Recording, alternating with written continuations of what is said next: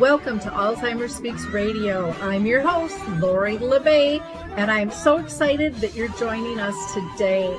We are going to have a fascinating conversation as usual as we learn from people all around the world at all ages and stages of life. Stay tuned as we shift our dementia care from crisis to comfort. Here we go. What you think about, you will bring about dementia change. We will.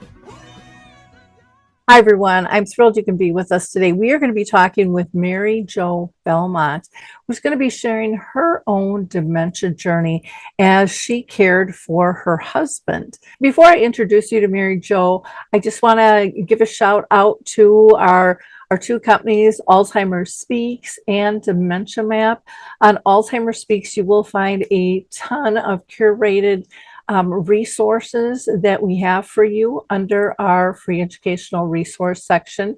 And on our sister company, Dementia Map, you will find resources from around the world. And if you're not listed in there, we would love to have you join us. So just reach out to me at Lori at Alzheimer Speaks, and I will step you through that.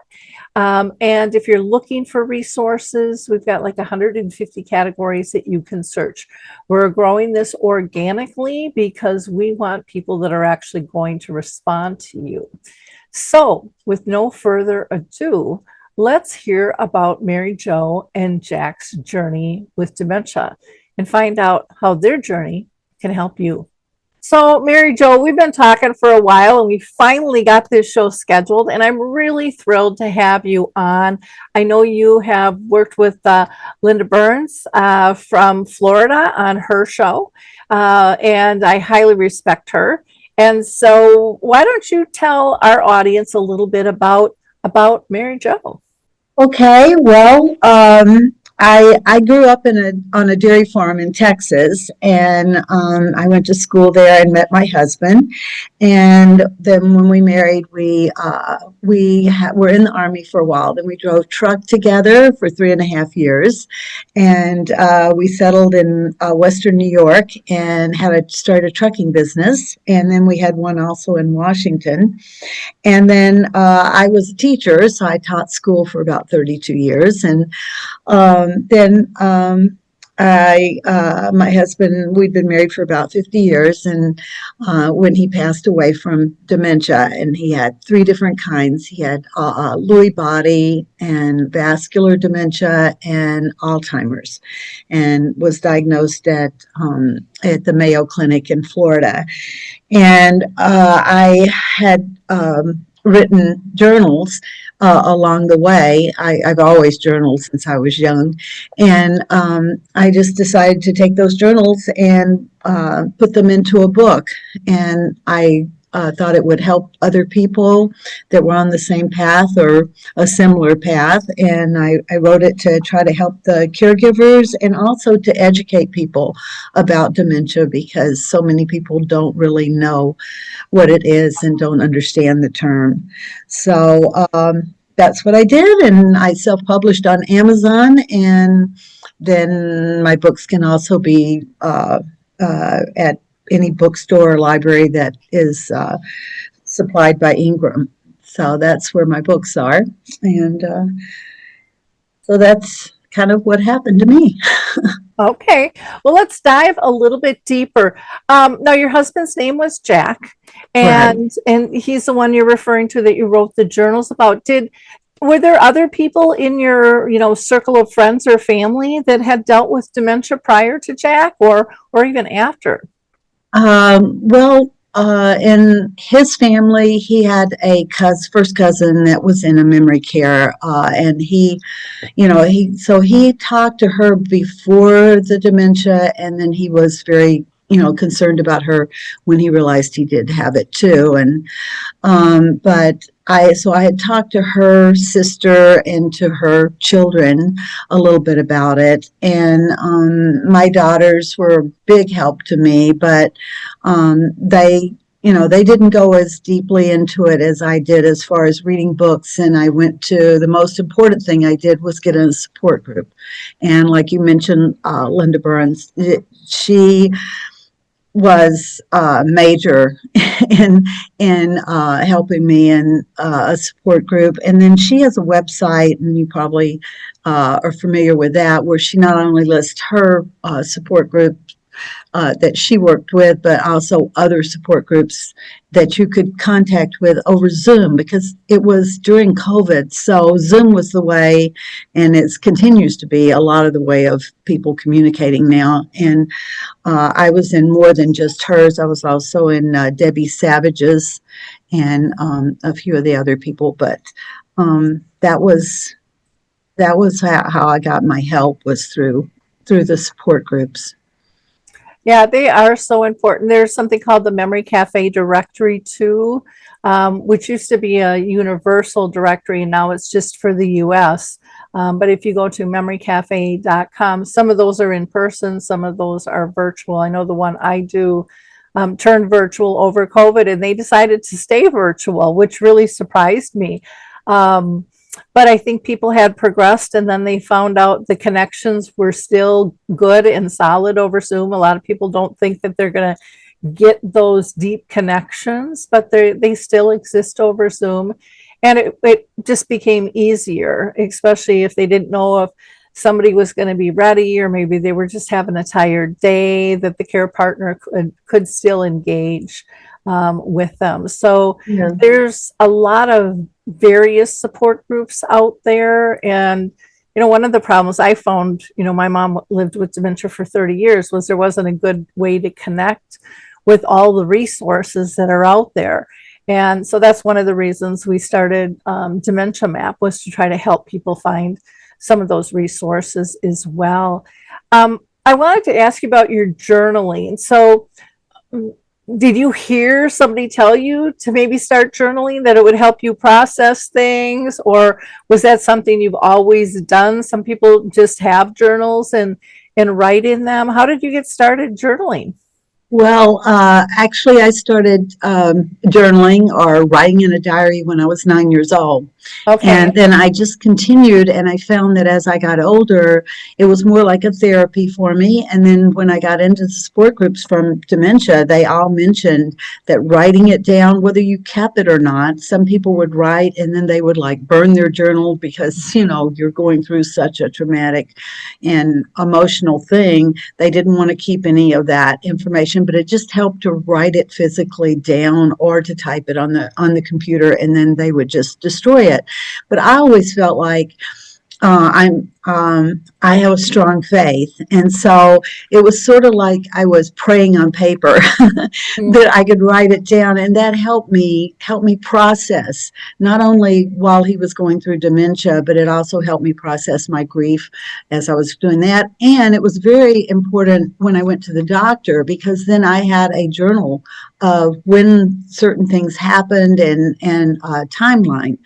And that's something that was helpful, in doing that. And when I went to write my book, then I wrote it in diary form, where I had the dates. And so I know when I was reading books on different people's experiences, and everyone's is different, so no one's is the same. But at the same time, I was wondering, well, what was the time? What was the timeline on this? And many times the books didn't have a timeline, and I wanted to have that in my book. So journaling, I have tons of journals. Some of them are not just about my everyday life, but about, my grandkids and my children and my trucking years. My next book that I want to write is on my husband and I's travels when we were driving truck together back in the 70s. And I kept a journal then, so I'm sort of writing it from that too. But Okay. yeah, I've always journaled. I remember being little too, and even my granddaughters now, when they have their journals, they have a little teeny key, and no one can get into the Yes. journals. And it's nice to be able to have that private sector to, Mhm. air the good, the bad, and the ugly. And if you want to share it, you can. But if you don't want to, you don't have to. Like you said, some people destroy theirs, but it is a good way to process and just release it from the body. There's statistics out there, that talk so heavily about a lot of times the caregivers get ill and many times pass before the person they're caring for because they bottle that stuff up, and all of a sudden it turns to illness when you don't And release it. I even read, through some of my research and whatever, I was reading how they had done some experiments, and that crying, the tears that you cry from, from your pain and your grief and things like that, is different from the tears that you do from cutting up onions, or being hurt, like scratched, or a broken bone or something. And they have a different chemical in them that actually heals the body when you cry. So they were always saying that crying was good because it was able to get that out, like you said, and then those tears actually had something that helped your body. So Yeah, I'm one that believes in feeling your feelings and mhm. not stuffing them. I know when I was younger, I think I was taught to stuff them more, Oh yeah. but I think people don't always understand if we don't show our true authentic selves of what it's really like, and then we get mad at them for not understanding when we really haven't been honest. So often it's so easy to say, oh, it's okay, I got it handled, we're doing fine, and then you get in your car and you just want to scream, like, why did I say that? You know, Right, right. I'm not And feeling in control. I'm not feeling okay. But, we are kind of taught to put on that persona that yeah, I we got know. everything in the bag. So many times in my support groups, they would remind us to say, when people say, is there anything I can do to help? Have a list. Mhm. Make a list of all the different things. If it's just nothing but your neighbor will take your garbage cans out to the road for you and bring them back to your house. And, little things that people can do for you that will just make your life easier. And people do want to help, but they don't know how. So make a list Mhm. of things that people can do for you. It doesn't have to be anything big, and let people help you, because, like you said, so many times you would just want to say, "Oh, I'm fine. I can take care of it. I can handle it."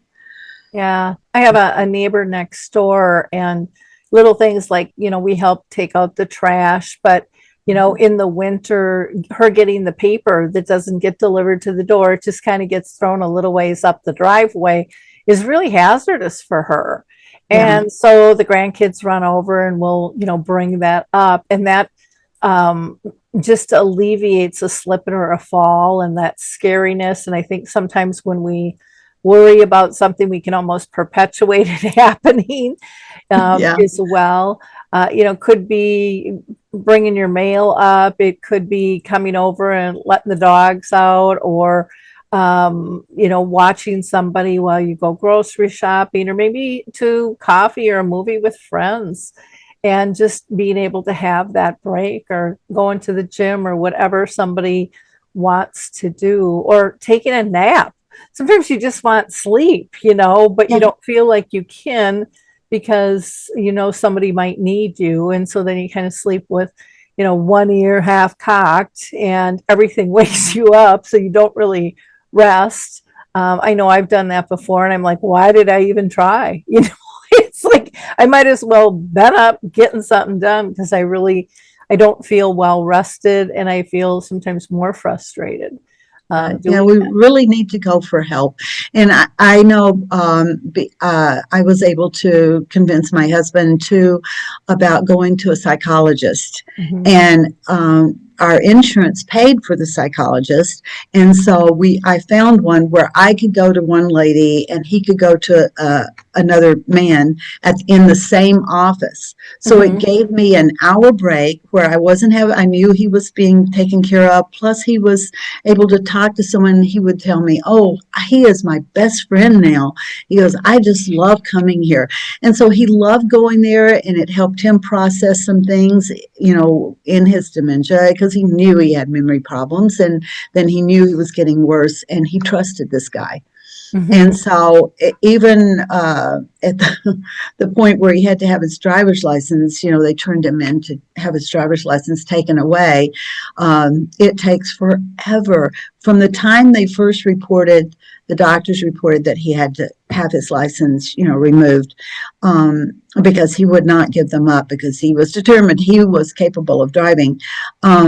They sent a letter and said, oh, you've been reported that, you're unsafe to drive, but you have a whole month or 2 months. It was a month or 6 weeks or something. It was a large amount of time. I was really surprised at the Department of Motor Vehicles.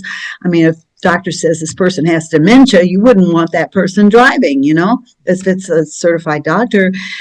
Anyway, they said that he had the choice of getting another doctor to give a reevaluation, and they could they wouldn't take away his license. So he got his psychologist.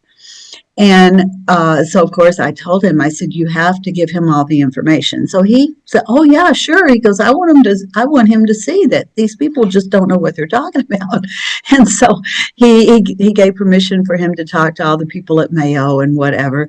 And so then he had to explain to Jack that, he had to also say that he shouldn't drive. And Jack said, that's okay, because I know I could really drive.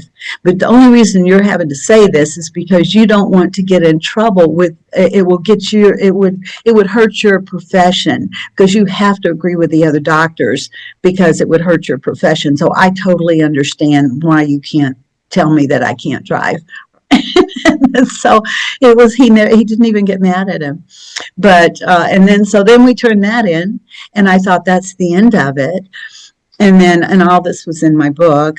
Then we got another letter, and he said, I don't even want to see it. I know what it is. Well, I opened it, and I found out that they give you another month or 6 weeks to get an attorney to object to the second person saying that you can't drive. And I thought, are you kidding me? Now it's been 3 months before you finally have your license taken away.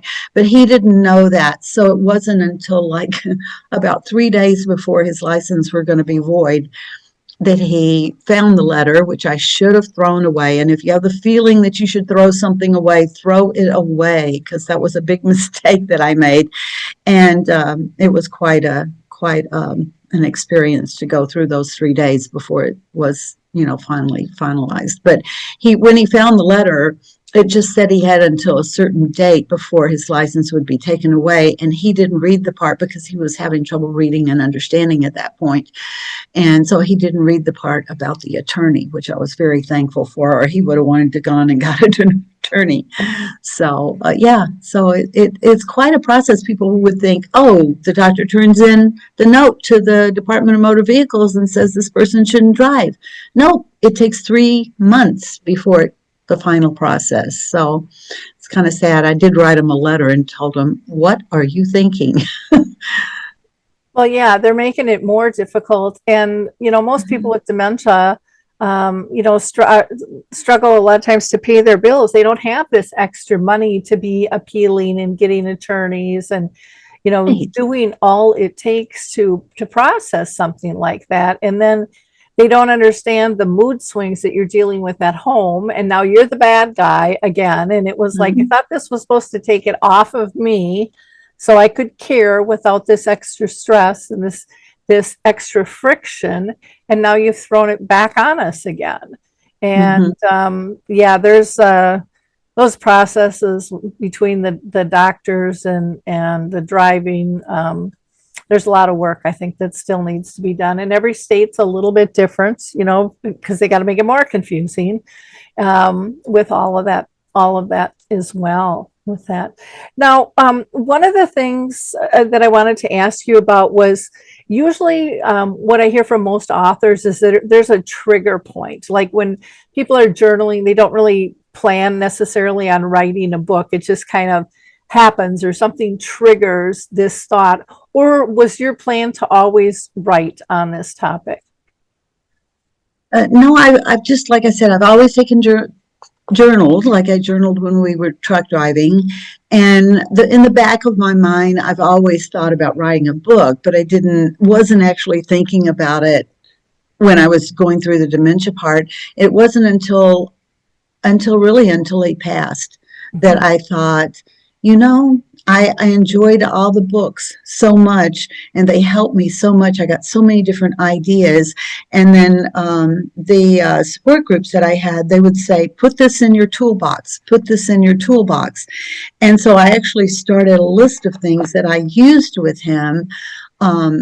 Robotic cats, an MP3 player that was easy to use where all he had to do was lift the lid and close it back down, the tracking devices and all these other things that I used in my toolbox to help him and to help me, because I thought, that would be good to have in one place in a book.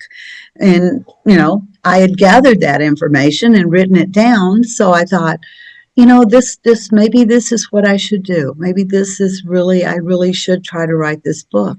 So I'm 74 years old. That was my first book. And then I've gotten into a writers group since he passed, and I really enjoy the people there. And many of the people in that group have published books, and so that was a great help to me toward, getting it published. And I found a publisher, and I found a person to print the book.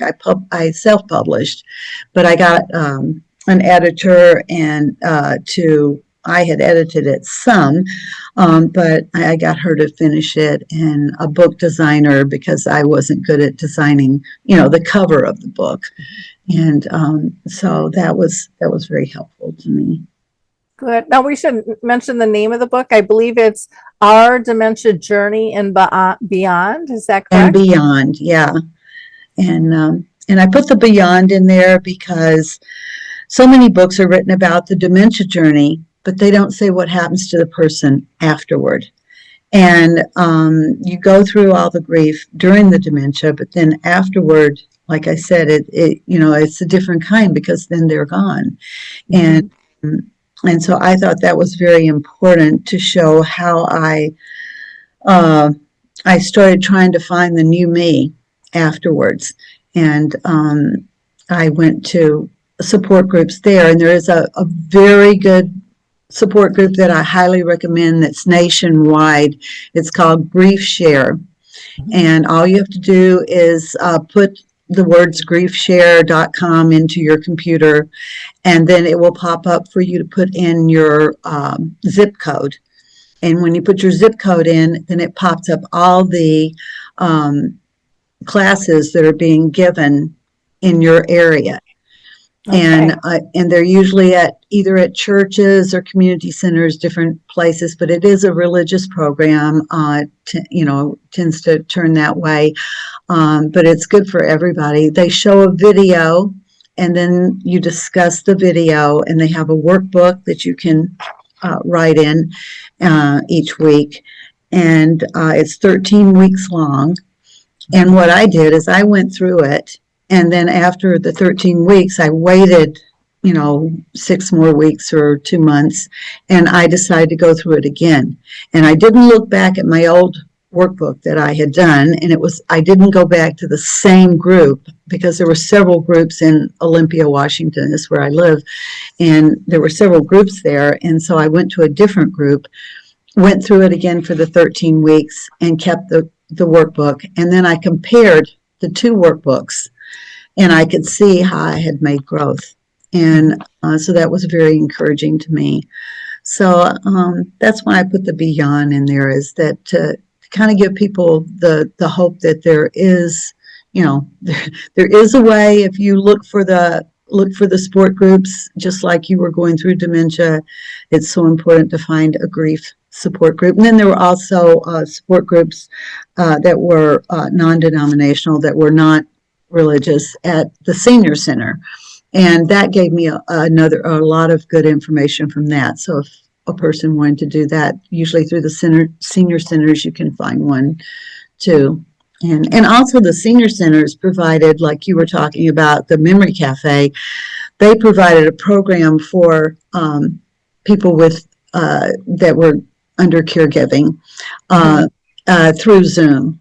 And I did get my husband to attend those, and they did some really neat things over that, probably similar to the Memory Cafe. Okay. Well, I know when I was kind of surveying we had several different memory cafe groups, and we would have people, where their loved one would pass, and then it was like, now what? And our memory cafes always let them stay, but many of them said that they wanted a grief support group, but they really hated the 8, 9 weeks, 13 weeks, because they're like, I'm not going to be over this quick. I need more support. So then we created a caregiver reentry program, is what we called it, for dementia. And initially we were going to have it for people who were at the end stage, and then we had it for people who had actually passed. And what we found was it really was meant for the people who had a loved one pass, because the needs were so different. And things that we heard were, a lot of people who haven't been through this would think they're really silly, but like, what's in fashion? I don't even know. I haven't bought clothes in 10 years. I haven't done my hair. I don't know what's in or what's out. My friends, I'm not close to them anymore. We grew apart because I couldn't go out and I couldn't do things. And so it really was this kind of exploration of who am I now, like you mentioned. And they really liked being able to have it be fluid, like a memory cafe. So it could cover different topics. They talked about, when do you get rid of the clothes? Should I sell the house? How do I find people like me to socialize with? Where the heck are they? Because things have changed. Some wanted to start dating, and they're like, an app? What's an app? It was just, there were so many things that were so foreign. And so it was nice for them to be able to share and not be judged, but hear from others how they were dealing or not dealing with certain things. So that's a really important part of the journey. So I'm glad that you included that in there, for sure. Were there some other things in your Beyond portion other than support groups that you have listed in there as well? Well, I, like a lot of people, you are angry because why did this have to happen to my husband? Why would this happen? We had all of our retirement to go through. And so I was angry at him, angry at God. And I think that there was a lot of things because of my faith that I did not really, wasn't looking at it the right way. And I was able to have different things that happened that showed me that, I don't have to be angry, that this was an answer, because God's answer is not always yes when you say, would you heal him from this? It's no. And I think one big thing that impressed on me was it was no, because maybe I needed to write this book and I needed to have other people be able to relate to it. And so, he's whole again in my belief in heaven, and he's at peace. And so even though it's not where I want him to be, I want him to be with me, there was a reason. And the answer was no for a reason, because I needed to write this book. I needed to be able to help people. And through all this process, I'm able to deal with my grief, and now I'm able to.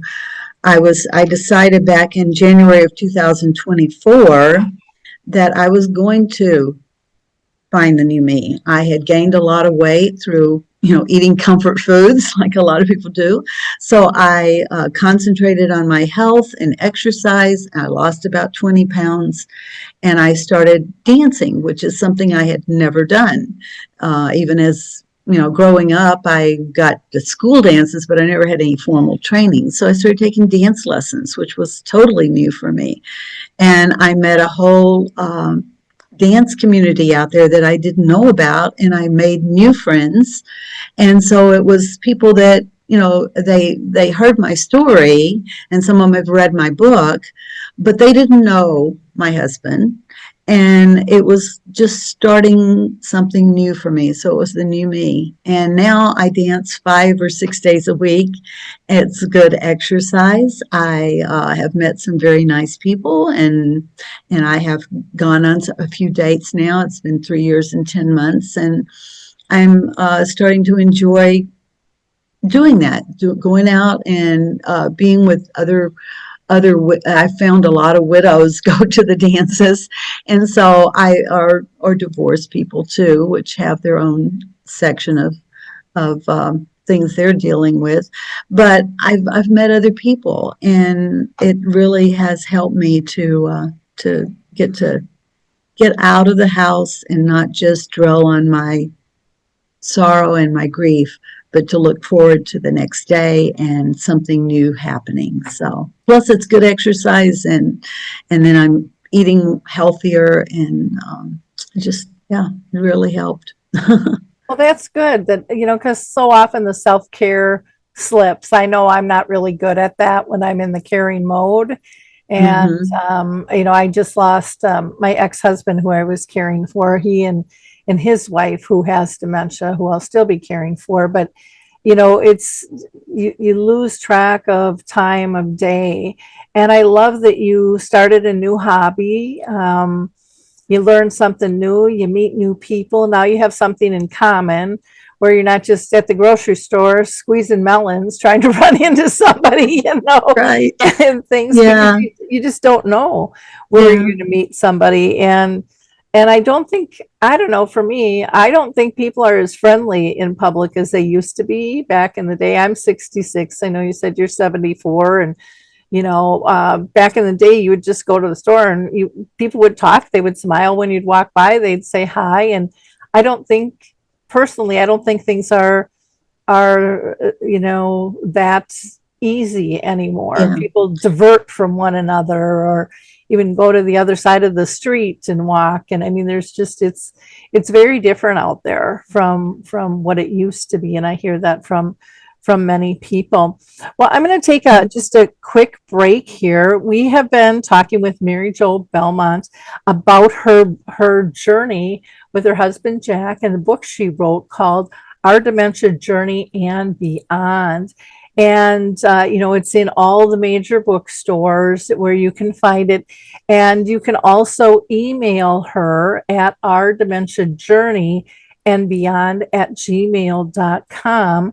Are you on like Facebook and things as well, Mary Jo? I'm on there personally, Okay. but not on there with my book. But Amazon is the really best place to buy it. It's the cheapest Okay. place to buy it. But yeah. Okay. But I just, as you were talking, thought too, in the Beyond, if there's so many places things that you can get involved with, like I did dancing, but my church had a connections group, which is for women who live alone. So a lot of places have that, a lot of single groups. I belong to a puzzle group, a card making group. So if you look for them, there are small groups out there that you can get involved with that are friendly. So Yeah.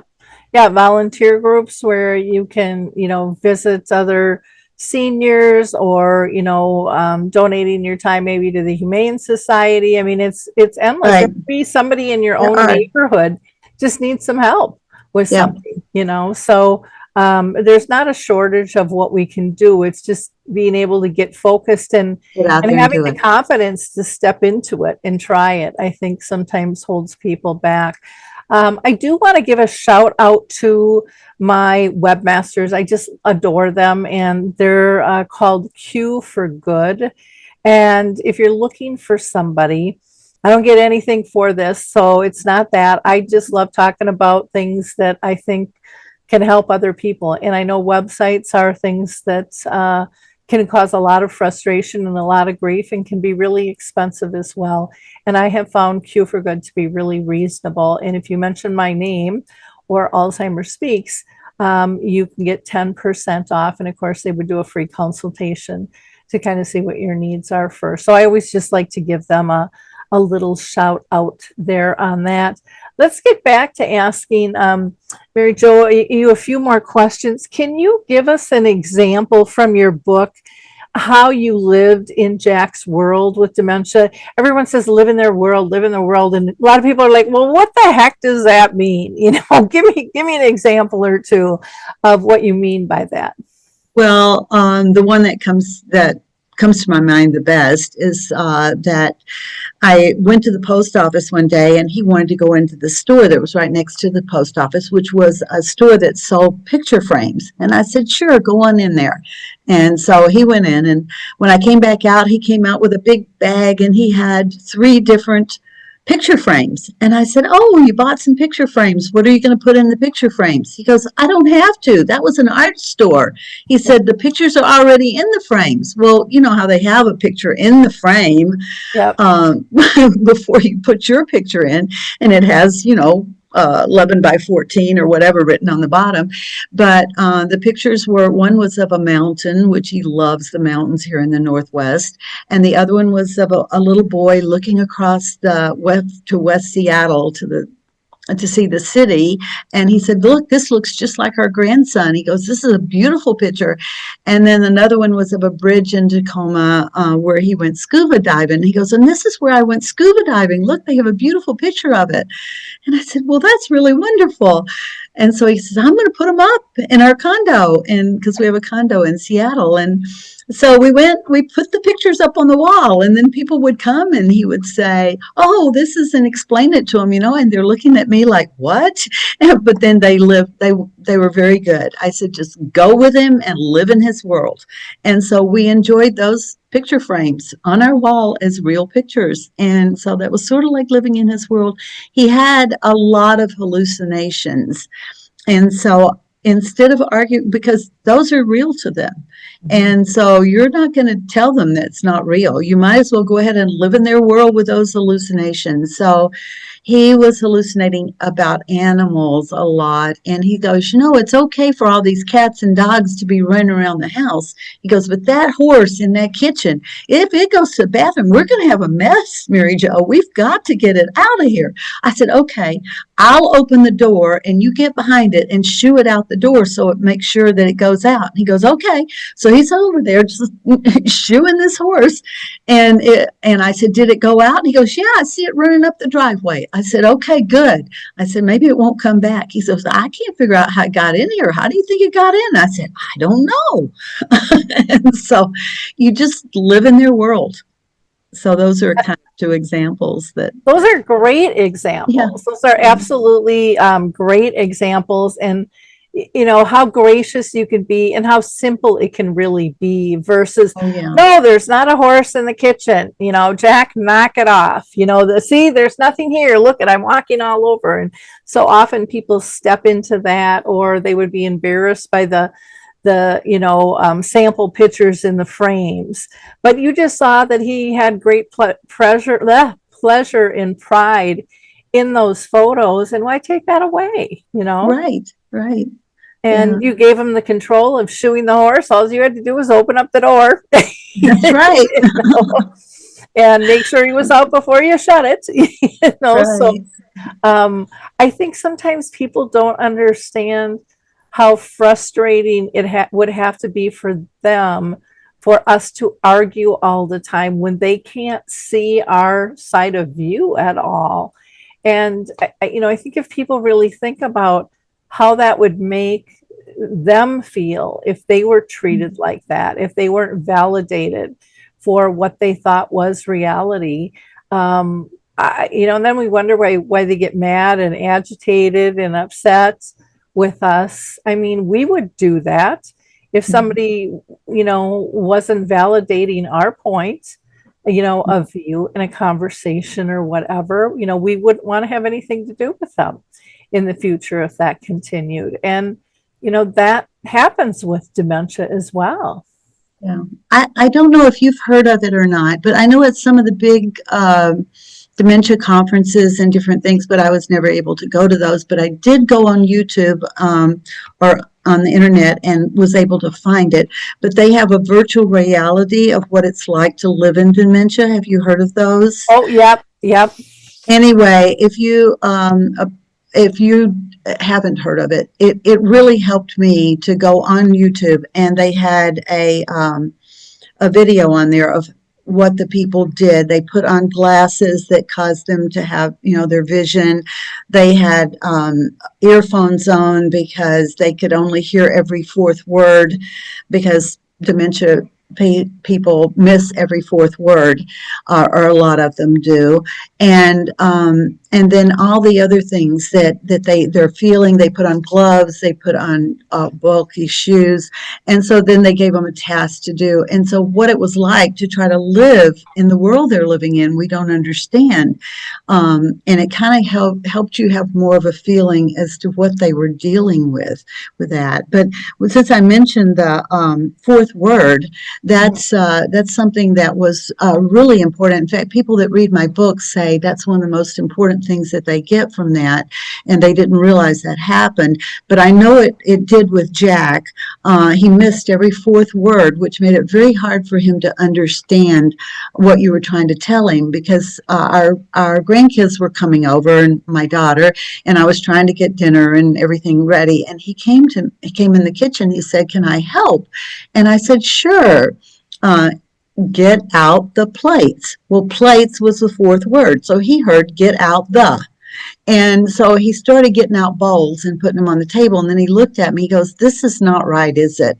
And I said, "No, I wanted plates." Well, plates is still the last word. So he heard, "No, I wanted." And he looked at me. He said, "Honey, I have no idea what you want me to do." And then it hit me, because I know that, but when you're talking, you don't count your words. And I went, "Oh, plates was the fourth word in each one of those sentences." So I said, "Plates, please." And he goes, "Oh, you want plates? Okay." And he started getting the plates out. And he says, "Do you still want the bowls?" I said, "Yes, for salad." And he goes, "Okay, we'll have it for salad." And he was just so happy and that he could help me. But, if you don't, you're like, "Well, I told you to get out the plates, but they didn't hear it. So that happened many times when I was working with him, and he would give me that. When he'd give me that funny look, I would, "Oh, wait a minute. The fourth word was the important word." And so that's something that's, I feel I've passed on to a lot of people, that really helps them with their loved one understanding why they're not doing what they want them to do, because they don't hear it. It's the fourth word. Very true. And I want to go back to the virtual dementia tours. There's a few different ones out there, and a lot of communities now have license for those, and they'll do community programs on those as well. And I went to one of them 3 times at different conferences. And so the third one, I knew exactly what to expect. I knew that I was going to get glasses. I knew I was going to have headphones with jarbled noise. I knew they were going to give me multiple instructions to do. I mean, I knew the setup, and they always kind of do a debrief. And I'm like, "Oh, no, I'm fine. I get it. I've been through it. I understand it." I did, when the siren came on, I did jump. That did startle me, and a lot of times people don't understand how different sounds will startle people, and it just throws them off track.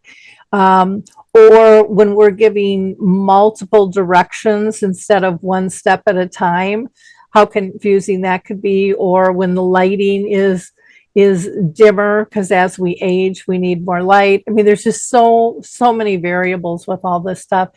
And so I left the room and I got all the way up to my hotel room and I forgot my purse. I was disoriented. I went running back down to the room, hoping they were still there because my purse with my phone and everything, my briefcase was still down there. And I just had to giggle because it's like, okay, I'm a professional who deals with this all the time. I thought I knew, and I wasn't all there when I left, even though I thought I was saying the right things, but I really was still missing things because it is very disorienting. And so, it's really paying attention and listening and watching and being okay saying, gosh, that was confusing for me. I can see how somebody can get really irritated with me when I'm giving directions the way I'm giving them, or if it's the fourth word, or if it's just breaking things down into a piece at a time, so that they can still process things. I did want to ask you about your faith in Jesus. You had mentioned, that you're a very faithful person. Do you give examples in your book of how your faith helped you as a caregiver or a care partner? Yeah, I saw God working that. I mean, I know it's not coincidence. At least I didn't think it was coincidence. One example was, and it's the one that my friend Linda, this is her favorite. It's the a ring story, I call it. My husband lost his wedding ring right before our 50th wedding anniversary, and he and a friend had been working in our in a well shed across the road. So we looked all around it, looked all through the friend's truck and everywhere. We could not find this ring. They were insulating the building. And so then I bought him another ring because I told him, well, you bought me a 50th wedding ring. We'll go buy you one. And then in my book, that's a whole story of trying to take a person with dementia in to buy a new ring. But anyway, so then after he passed, it was the day of his memorial service. And we were getting ready, getting everything together to leave to go to the service. And we had a knock on the door. And it was the water doctor that had been over servicing the water filters. And he said, I opened the door to the well shed this morning and there was a ring laying right there on the floor. And I said, what? And he showed it to me. I said, that's my husband's ring. I said, what do you mean it was laying on the floor? We looked everywhere for that ring. He goes, I opened the door and there was a wedding ring laying there. And I said, I can't believe this. And so it was sort of like, I mean, how did that ring get there? I have one friend that, she's not really a believer. She thinks everything has a reason. She said, well, I think a little mouse drug that ring out and left it on that floor. I said, well, if it did, God let that little mouse drag that ring out on the day of my memorial service and brought that ring back to me to show me that God, that he was safe in heaven and that I could go to this memorial service and that I was going to be comforted. And here was the ring to comfort me. And so I took my rings off and I put his ring on and put my rings back over the top so it wouldn't slip off. And I wore his wedding ring to his memorial service.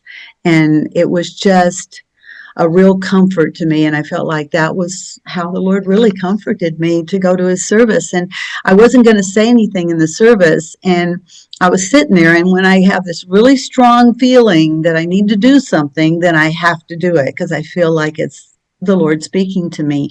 And so I got up and I said, well, usually the widow doesn't say anything at the memorial services, but I have to tell you the story.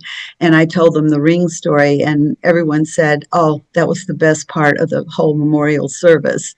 Even my friend that said the little mouse drug out the ring. Yeah. But that's a lot of people's favorite. One of my favorites was we had a house in Kauai and we needed to sell it. So before we flew over, I had convinced my husband that we were going to sell the house, and we had written down that we were going to sell it on a piece of paper. And we got over there and the realtor came to the house. before we went over, I had called the moving company and I asked them if they could come pack everything up. And they said, no, we're booked out for 3 months. And I thought, oh no, what am I going to do?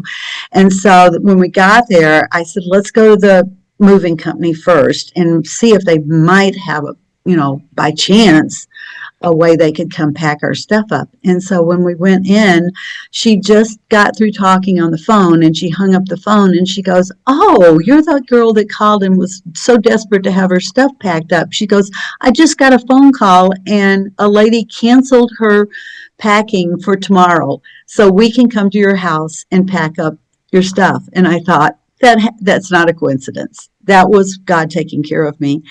And so they did come, and then the realtor came and she explained the sale of the house and she said, I need you to sign the papers. And Jack goes, well, I've decided I'm not going to sign them. I'll give you a key and you can try to sell the house. And then when you get the house sold, then I'll sign the papers. And she goes, well, I'm sorry, Mr. Belmont, but it doesn't work that way. You have to sign the papers before I can sell the house.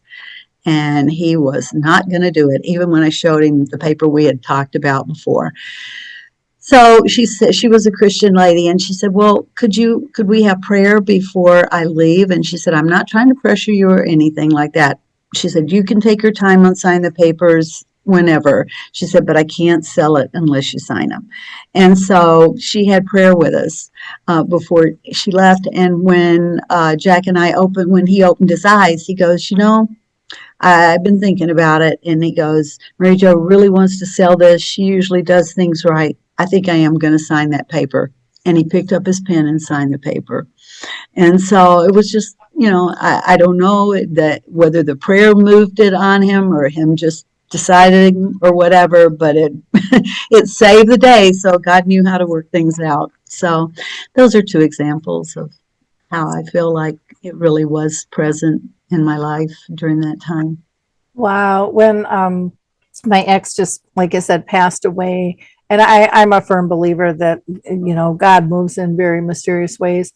We got back from the hospital and my daughter pulled in the driveway and she was just sitting out in the car crying. And she said all of a sudden her phone pinged her. And on it was an old message from her dad. I'm going to cry. And it said, honey, I made it home safe. You don't have to worry.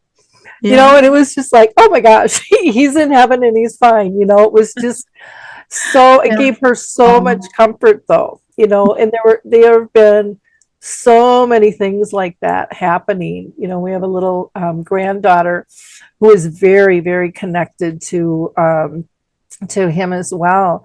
And it was a few days after he had passed and she's 2 and she's looking up at the sky and a plane went by and she goes, plane, and she's pointing her finger and she's passing the plane. And then the plane, leaves the airspace. And then all of a sudden she points up and she goes, pop, pop, up, pop. And she's like seeing Papa up in the sky, and I know a lot of little kids are very intuitive and can see things like that. And she's just so connected with him and was the whole time he was ill. So I think if your mind and your heart is open to that connection, you'll be shocked at how many little things will just appear magically and how much comfort it gives you. Mm-hmm. It's pretty amazing, the comfort that you can receive. That sometimes I think some people get so deep in their grief, and I'm not trying to minimize that by any stretch, but I know for me, when I lost my mom with dementia and my dad with brain cancer, I would always tell myself, and I don't know where I got this from. I think it was just because I hurt so bad. And I think it was something that God sent to me to comfort me. And it was, basically the phrase, how lucky you are to hurt so bad, to have loved so deeply. And it's just like, and that would help kind of pull me out of that spiral down of being grateful to have loved so deeply, to hurt so bad, because so many people never have that depth of love and connection. That's true. And that can be so, so beautiful. Now, you also have a section in your book called My Toolbox for Caregivers. And we talked about support groups Are there other types of tools that you found that you've listed in there for people? Yeah, there was like I had briefly mentioned about a music box. I happen to have this box right here. This is the MP3. It's like made like an MP3 player, and you just connect with the HMI cord, and you download the music. And he loved trucking songs, and so all he had to do was lift this lid, and it would start playing. And if he didn't like it, then he could press the button. Hello? I'm a truck. And then we go to the next one. And then when he was done with it, he could shut it. It's made especially for Alzheimer's patients before. I don't know if you've ever seen one or not, but they sell them at the Alzheimer's store. They also sell them on Amazon. And it's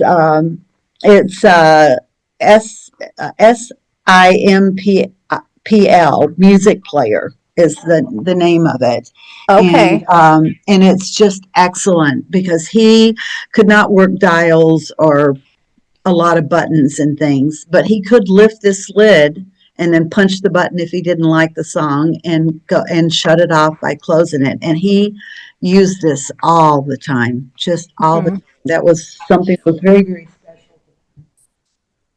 And I know you had mentioned like the robotic cats, and they have the robotic dogs as well. Yeah, they have cats, dogs, and birds.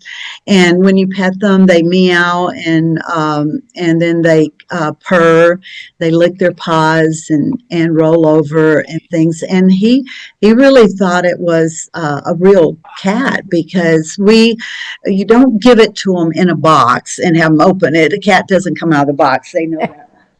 But we just left it on the couch, and he found it, and he said, oh, because he was seeing cats and dogs running around the house. He goes, where'd that cat come from? And I said, well, that's our cat. But it's kind of funny because it doesn't get up and walk around. It doesn't go to the bathroom. We don't feed it. You can just hold it. And he goes, well, that's a good kind of cat.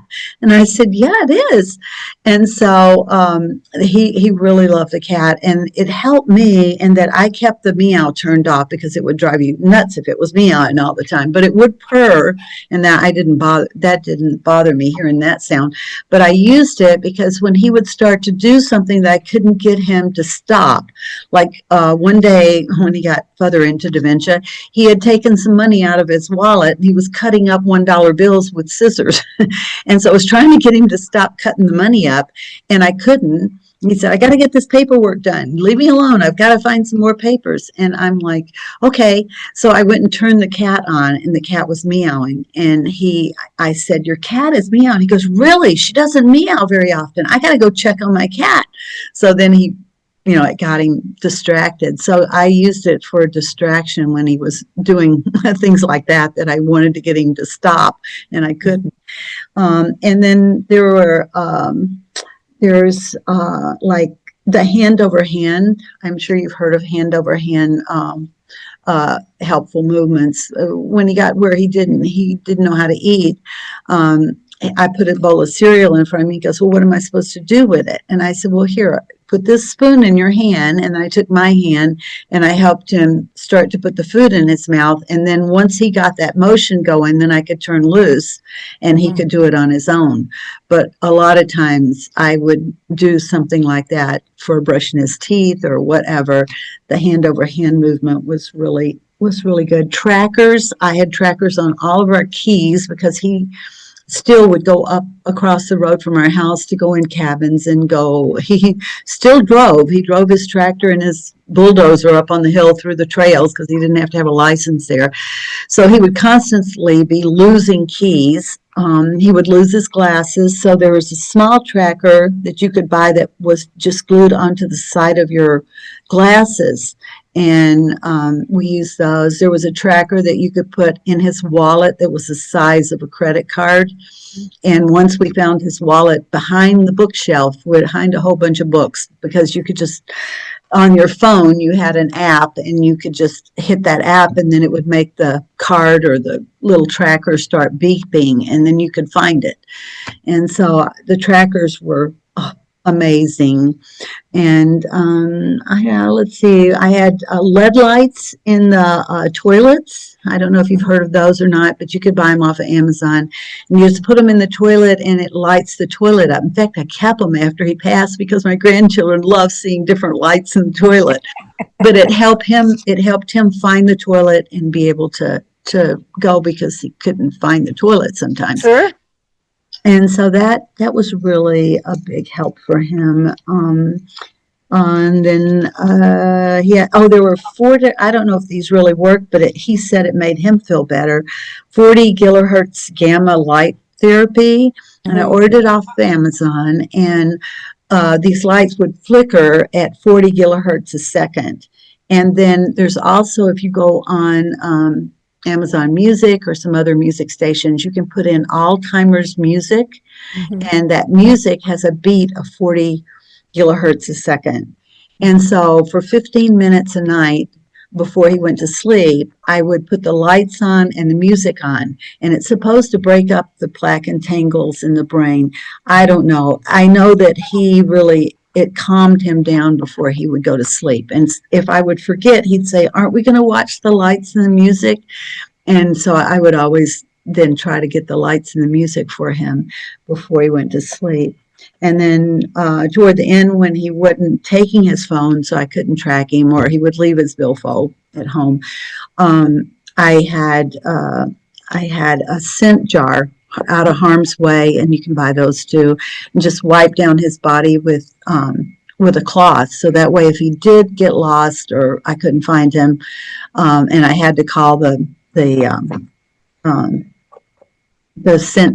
tracking police dogs or whatever, they have the dogs there, they could come and they could find him from that scent. And they told me that cloth that you put in that jar would last up to 5 years.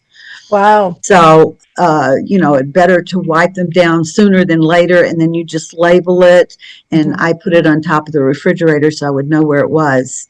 And it's called Out of Harm's Way, or scent jars for finding. And you could even use that with children if you had a child that might run away or walk away or whatever. Anyway, and then movies and books. My favorite movie was Robin Williams' the movie Robin's Wish.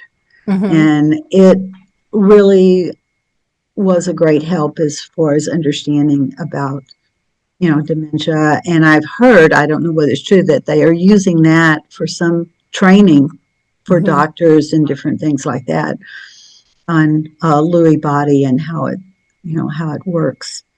So those were the things that I did.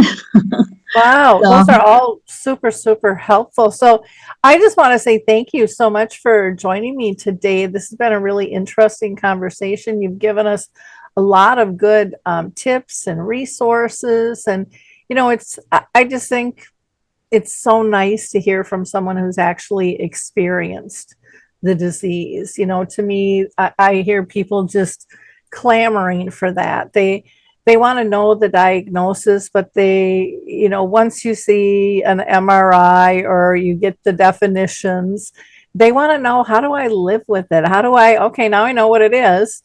Now, how do we live well with this? What do we do? And I think so often that piece is missing. And that's not just for the families, but it's for the doctors too, because when they just relay the statistical stuff, they don't understand it's not really supporting families.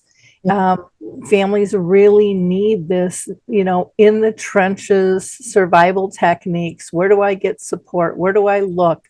How do I ask for things? Where do I search? Is it okay to try something new? Because people are scared to try something new too, if their doctors haven't mentioned it. And, I hear repeatedly from families nowadays is, they're just bringing resources back to the doctors because they just feel like 99% of the doctors don't have the knowledge base that they need to help the families. I don't think they do. And I love that they're doing that. I think that's great. Yeah, I do have to say that Mayo Clinic was really, really important. We went to the one in Jacksonville. There's 2 others around the country, but that's the one we went to. They had a whole week. You have to get your doctor's referral. You have to get to the right people. It took me a lot of paperwork to get into it. But they have a 2-week program for MCI, mild cognitive impairment. If you've been diagnosed with that, then you can go through this 2-week course where they have, you're with a psychologist for an hour, they teach you brain games. There are a lot of good brain games out there on your computers that will help, stimulate people, puzzles, things like that. They had research people come in and talk to us about the research that was being done. We had where he was in a group with all the people that had the MCI. I was in a group with all the caregivers, and we had discussion groups, and it lasted for 2 weeks, 8 hours a day. And you do have to apply for it. My insurance covered a large amount of it, but I did have to put out some of the money for, some of the materials that we used and stuff. But the insurance did kick in on that. So it was a great help. And then we went back and he had a diagnosis at the University of Washington, UW, University of Washington Medical Center. That's where he got the first diagnosis. But the one that Mayo did a year later, it was more thorough. Jack would tell everybody we went through 19 different tests. Anyway, but they took some fluid from his spine, which I didn't know this test even existed. They took some fluid from his spine and put it into a test, and depending on how much Alzheimer's he had, it would show on a graph. And he was just barely over the line. So he did have some Alzheimer's, but not a lot. And then through his behavior and testing different other things, they determined that it was majorly Lewy body. And then the brain scans that they did showed the black dots that were small strokes in his brain. So we compared the one that he had done.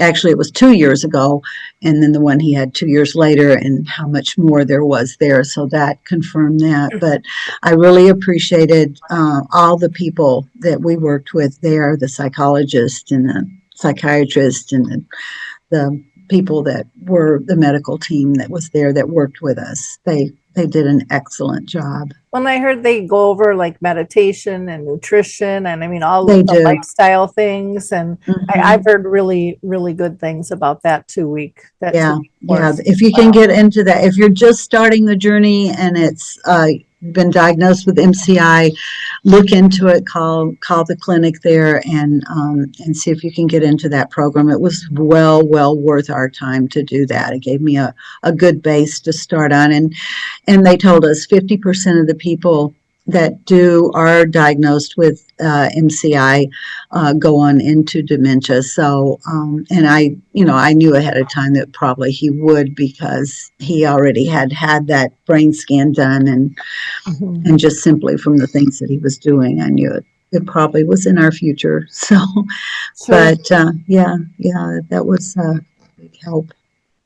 Well, good. Again, people, I always ask you to be a giver of hope. So like, click, and share, this episode. It costs you nothing. It takes you very little time to share it in your own groups and your own spheres, because you never know who in your group is struggling and hasn't even mentioned it before.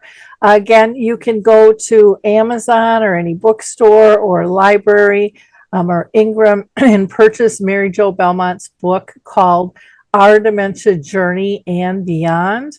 And you can also reach out to her by email at ourdementiajourneyandbeyond@gmail.com. Thanks, everybody. And I appreciate you being part of our community, and we'll see you next time. Bye-bye. Thank you. Bye-bye.